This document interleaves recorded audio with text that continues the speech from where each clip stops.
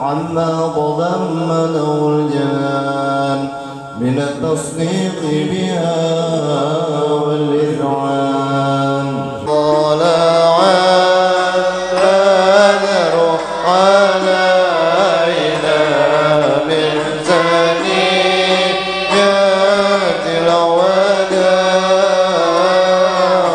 وجب الشكر علينا ما دعا لله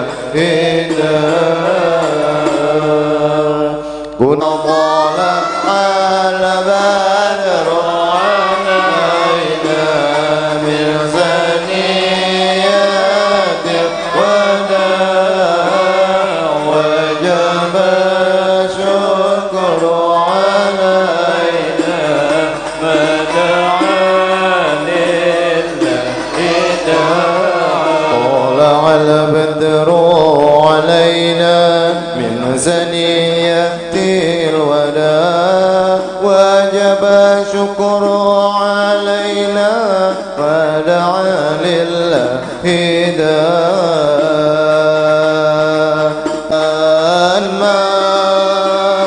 مرحبا يا مرحبا يا نور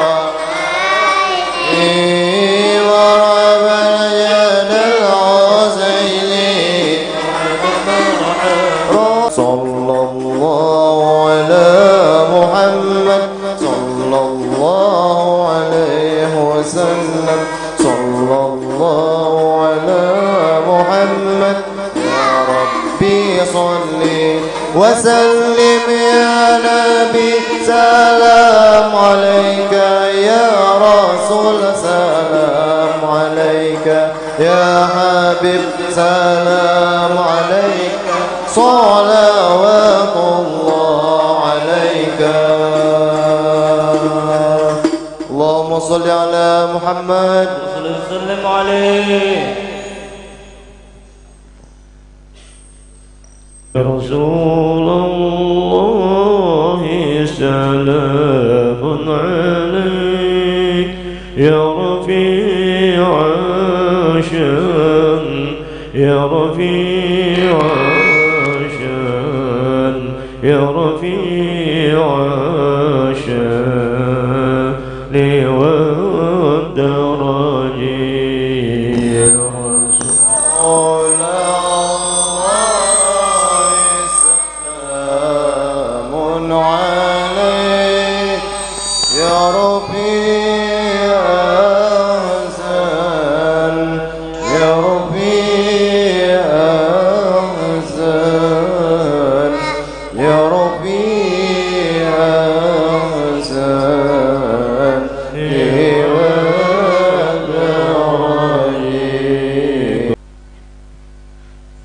Assalamualaikum warahmatullahi wabarakatuh.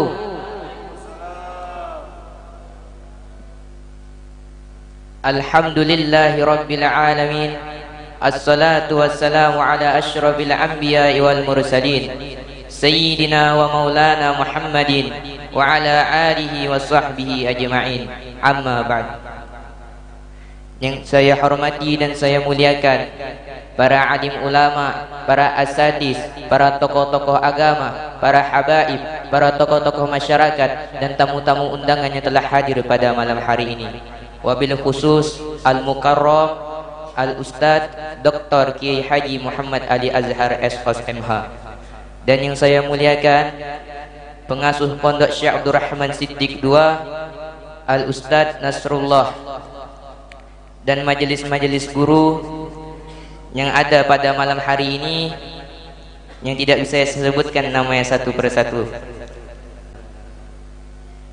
Beruntunglah kita pada malam hari ini, orang yang Allah kumpulkan dan Allah gerakkan untuk menghadiri maulidnya Nabi Muhammad sallallahu alaihi wasallam, untuk mengagungkan beliau, untuk menghormati beliau, dan untuk membuktikan rasa cinta kita kepada beliau.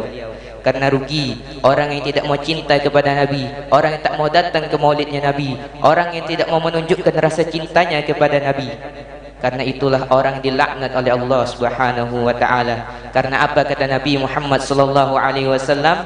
Cintailah aku lebih daripada apapun, lebih daripada kedua orang tuamu, dan lebih daripada dirimu sendiri. Kalau orang tak cinta sama Nabi, maka dia orang yang dilaknat sama Allah Subhanahu wa taala. Karena Allah cinta kepada Nabi Muhammad, dan Allah mencintai orang yang mencintai Nabi Muhammad. Karena dalam hadis telah disebutkan, seseorang itu akan dibangkitkan bersama orang yang ia cintai di hari kiamat. Karena takutnya jikalau kita cinta kepada pemain bola, cinta kepada para artis, cinta kepada para penyanyi, cinta kepada orang-orang kafir, kita akan dibangkitkan bersama mereka. Jikalau kita cinta kepada ulama, kita cinta kepada orang alim, kita cinta kepada para habaib, kita cinta kepada para wali-wali Allah, maka kita akan dibangkitkan bersama beliau. Abu Lahab pamannya Nabi, tapi benci sama Nabi, pengen bunuh Nabi, ngehinain Nabi, fitnah Nabi, ngejelek-jelekin Nabi.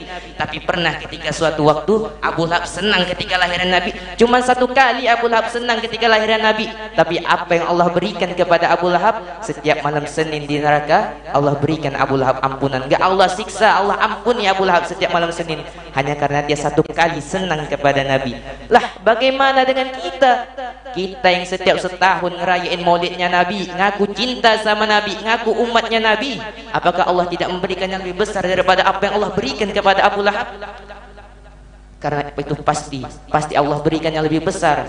Karena Allah membalas semua orang yang berselawat kepada Nabi. Dan Nabi juga berjanji, barang siapa yang berselawat kepadaku, maka akan aku berikan syafaat di hari kiamat. Dan semoga kita semua termasuk orang-orang yang mendapatkan syafaatnya Nabi Muhammad sallallahu alaihi wasallam. Kita juga termasuk orang yang Allah kumpulkan di surga nanti bersama Nabi Muhammad sallallahu alaihi wasallam. Mungkin hanya ini yang dapat Anda sampaikan. Lebih dan kurang saya mohon maaf.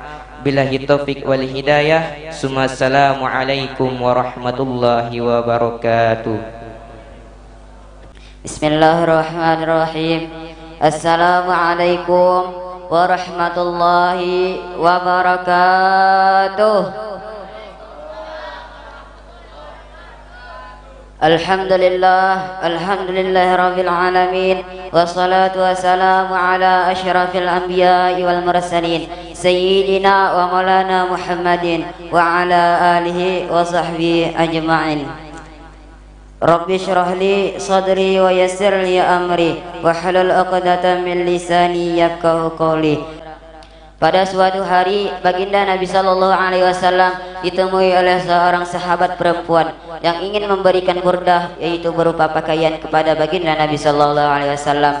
Maka perempuan sahabat ini berkata kepada baginda Nabi sallallahu alaihi wasallam, "Wahai Rasulullah, apakah engkau mau memakai pakaian ini?" Maka Rasulullah sallallahu alaihi wasallam pun menjawab, "Ya." Lantas Rasulullah sallallahu alaihi wasallam pulang dan memakai baju itu. Setelah memakai baju itu, baginda Nabi sallallahu alaihi wasallam datang menghampiri majelis beliau dengan berkumpul kepada para sahabat-sahabat beliau.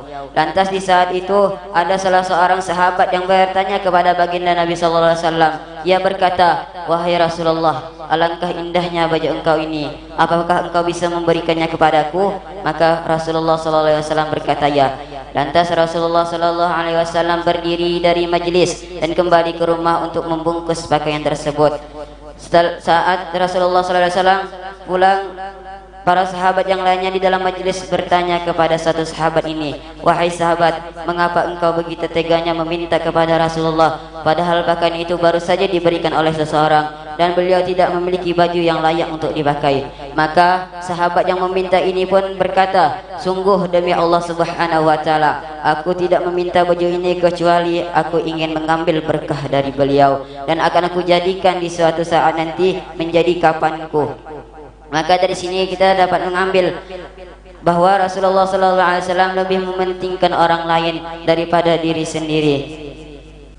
Oleh karena itu, marilah kita jangan enggan untuk berbagi kepada sesama muslim. Memberi orang itu terdapat banyak faedahnya. Apabila kita ingin mengetahui harta kita itu berkah atau tidak, maka lihatlah apakah kita enggan untuk berinfak, bersedekah, memberi orang sesama muslim. Allah Subhanahu wa taala berfirman di dalam Al-Qur'an, "Falau sadaqallaha lakana khairan lakum." Maka jika kalian bersedekah karena Allah Subhanahu wa taala, maka adalah bagi kalian kebaikan. Salah satunya diantaranya ialah mengetahui harta kita itu barakah atau tidak. Dan di dalam kitab Nasaihul Ibad, Imam Asyuyuti berkata, sedekah itu terbagi kepada 5 ganjaran. Satu sedekah akan diganjar dengan 10 ganjaran, yaitu apabila kita bersedekah kepada orang yang sehat atau sesama kita. Dan yang kedua, satu sedekah akan diganjar dengan 100 kebaikan, yaitu apabila kita bersedekah kepada orang yang buta atau yang menerima bala.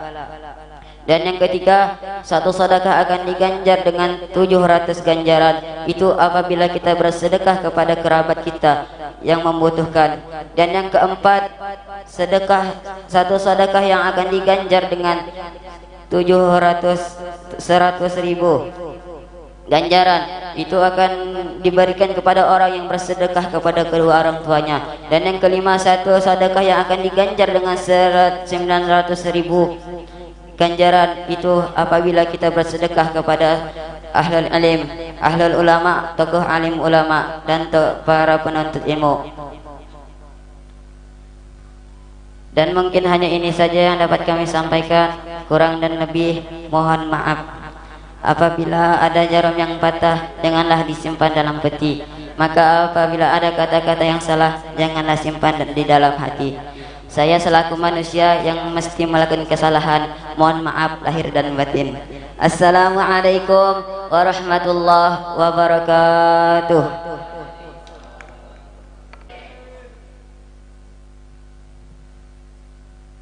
Assalamualaikum warahmatullahi wabarakatuh. Alhamdulillahi rabbil alamin, wa bihi nasta'inu ala umurid dunya waddin, wa sallallahu ala sayyidina Muhammadin khatamin nabiyyin wa ala alihi wa sahbihi wa sallim. Rabbi ishrah li sadri wa yassir li amri wahlul 'uqdatam min lisani yafqahu qawli wa saddid lisani wa yahdi qalbi bihaqqi sayyidina Muhammadin sallallahu alaihi wasallam. Qala Rasulullah sallallahu alaihi wasallam, inna ulan nasi bi yaumil qiyamah aksaruhum alayya salatan. Nabi sallallahu alaihi wasallam bersabda, sesungguhnya orang yang paling dekat denganku kelak di hari kiamat ialah orang yang banyak berselawat kepadaku. Pahaman daripada hadis ini ialah jika kita ingin dekat kepada Nabi Muhammad sallallahu alaihi wasallam kelak di hari kiamat, maka hendaknya kita memperbanyak selawat kepada Nabi sallallahu alaihi wasallam. Karena dengan memperbanyak berselawat dengan Nabi lah menjadi bukti bahwa kita cinta kepada Nabi sallallahu alaihi wasallam. Yang mana kalau kita cinta kepada Nabi sallallahu alaihi wasallam, sebagaimana Nabi sallallahu alaihi wasallam bersabda, yahsyurul mar'u ma'a man ahab. Sesungguhnya seseorang itu akan dikumpulkan bersama orang-orang yang ia cintai. Jadi kalau kita ingin berkumpul kepada Rasulullah sallallahu alaihi wasallam atau ingin berkumpul kepada ulama-ulama atau para habaib atau para ustadz kita, maka hendaknya kita mencintai beliau-beliau. Sebagaimana kisah sahabat Nabi sallallahu alaihi wasallam ketika Nabi Muhammad sallallahu alaihi wasallam berkhutbah, seketika sahabat ini berdiri lalu bertanya kepada Rasulullah sallallahu alaihi wasallam.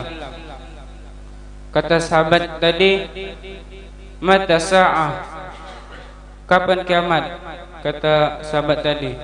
Sampai 3 kali baru Rasulullah sallallahu alaihi wasallam menjawab pertanyaan sahabat tadi. Kata Rasulullah sallallahu alaihi wasallam, seandainya datang hari kiamat, apa yang engkau bekal? Kata sahabat tadi, aku hanya mencintai Allah dan mencintai Rasulullah sallallahu alaihi wasallam. Lalu Nabi Muhammad sallallahu alaihi wasallam menjawab, anta man ahbabta, engkau bersama dengan orang yang engkau cintai. Jadi sangat banyak hadis yang menjelaskan tentang keutamaan cinta kepada Rasulullah sallallahu alaihi wasallam. Bahkan Habib Umar mengatakan, kelak di hari kiamat akan ada orang yang sangat mudah untuk masuk surga, yakni orang mencintai Rasulullah sallallahu alaihi wasallam. Assalamualaikum warahmatullahi wabarakatuh.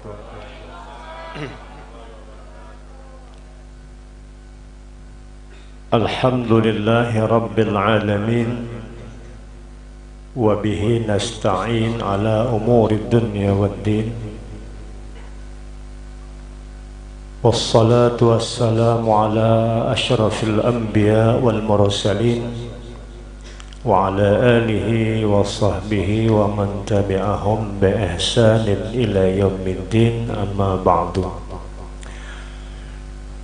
Yang sama kita ta'zimkan para alim ulama, tokoh agama, tokoh masyarakat yang hadir pada malam hari ini di musalla di Masjid Birrul Walidain Pondok Pesantren Syekh Abdul Rahman Siddiq II. Wabil khusus kepada akhi fillah, segenap para asatiz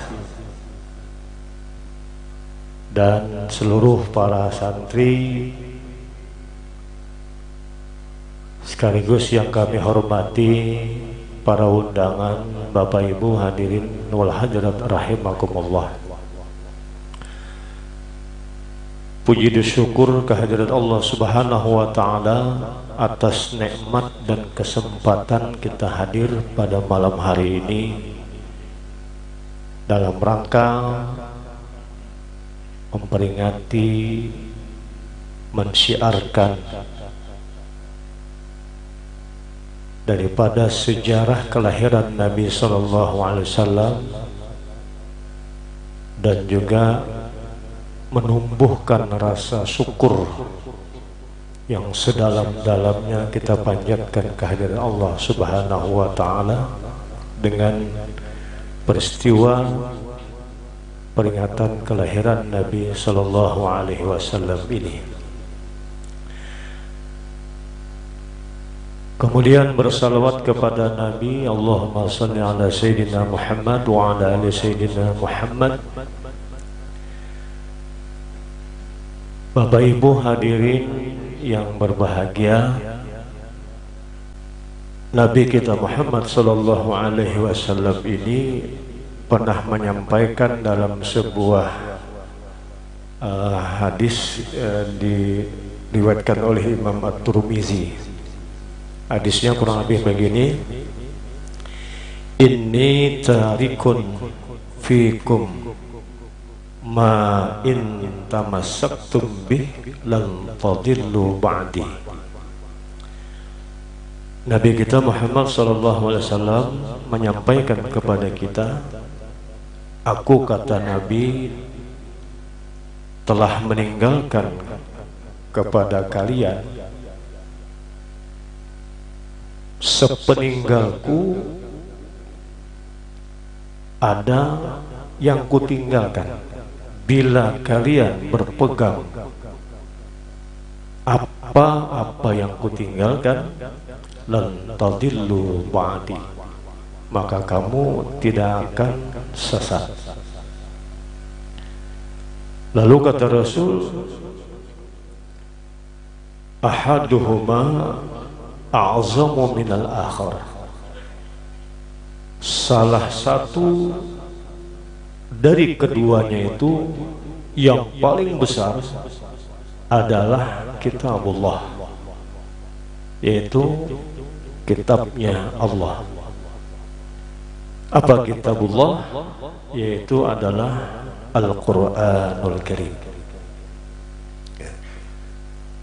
Kenapa yang paling azam di antara yang dua ini? Karena Rasul menyebutkan hablun mamdud minas sama wal ard. Karena barang ini ya tali yang terentang ya, dari langit sampai ke bumi. Jadi tali itu dari langit sampai ke bumi ya. Dan tali ini tidak pernah akan putus sampai hari kiamat. Nah, yang pertama ini adalah bahagian daripada sebab kezahiran Nabi Muhammad itu sendiri. Karena lahirnya Nabi Muhammad, maka sebab diturunkanlah kitabullah ini. Artinya sebab kelahiran Nabi, maka juga sebab itu Al-Quran diturunkan. Inilah yang dimaksud oleh Imam Jalaluddin As-Suyuti menyebutkan Al-Quran kalamullahil munazzal ala Rasulillah al-muta'abbad bitilawatih. Dengan kesempurnaan Al-Quran itu sebagai pegangan yang menjamin kepada keselamatan, maka tentunya perhatian kita perlu kita asah setiap saat. Ya, kita asah setiap saat dengan kitabullah ini. Meskipun banyak permainan di era modern ini ya, mengalihkan perhatian kita kepada dunia elektronik, dunia maya ya, dunia yang penuh dengan senda gurau, yang tadi disebutkan dunia sebagai apa? Termasuk mazra'atul akhirah ya, dunia. Tapi itu tidak boleh dilupakan bahwa dunia juga bagian daripada isi kandungan Al-Quran. Artinya boleh kita larut dalam dunia modern, tapi tidak membawa kepada sebuah kesesatan.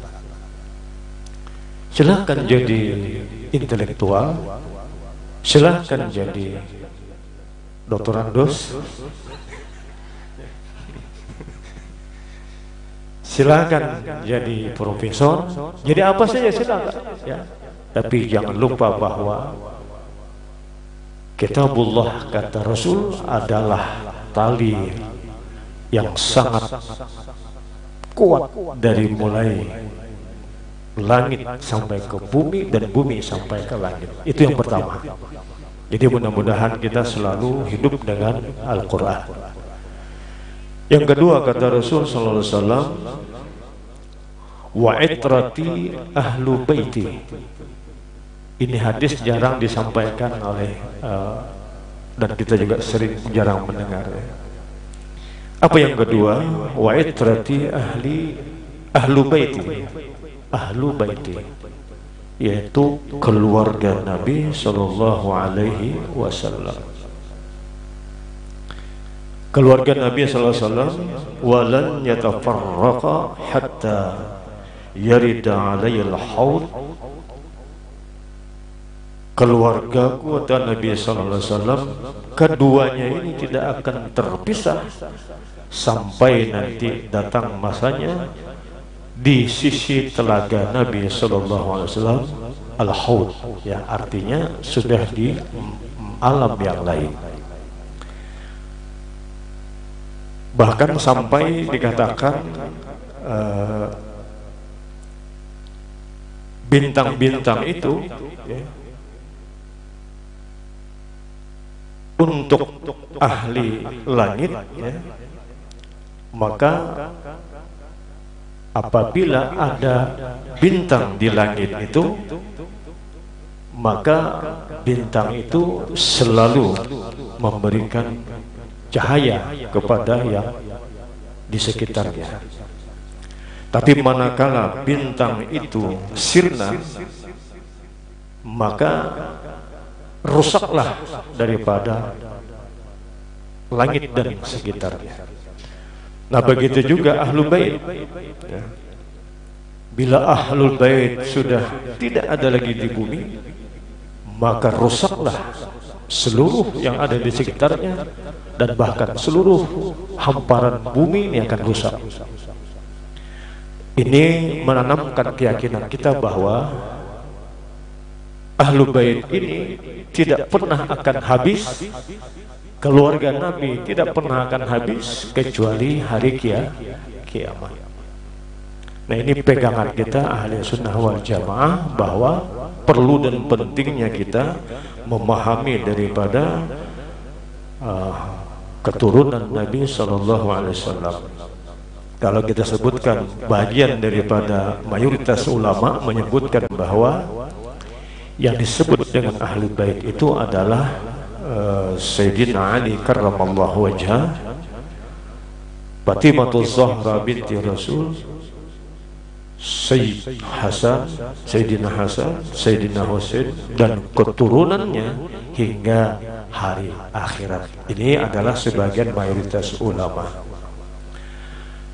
Ada juga mufassir, ulama tafsir yang memaknai ahlul bait ini, diantaranya adalah sisi keilmuan. Sisi keilmuan ini itulah yang disebut oleh Rasul sallallahu alaihi wasallam, al-ulama warasatul anbiya. Pada sisi ilmu itu adalah para ulama yang sebagai ahli waris Nabi adalah menyampaikan apa yang disampaikan oleh Allah lewat Al-Quran, kemudian disampaikan Nabi lewat hadis-hadis Nabi sallallahu alaihi wasallam.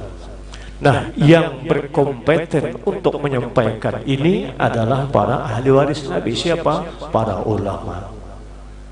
Oleh karena itu kita ini memperjuangkan bagaimana terah ulama ini lewat pengajian pondok-pondok pesantren, sehingga ilmu yang kita berikan, ilmu yang didapat adalah menjadi mata rantai daripada bahagian yang kedua, yaitu al-ulama warasatul anbiya. Minimal kita ini orang yang cinta kepada ulama, minimal, ya. Kalau cinta kepada Nabi sallallahu alaihi wasallam tadi disebutkan sudah, ya. Man ahabbani kana ma'i fil jannah, ya. Siapa yang cinta dengan Nabi, sungguh dia bersamaku dalam surga. Tinggal berapa salawatnya aja lagi, ya. Banyak baca salawat kah, banyak main slot kan?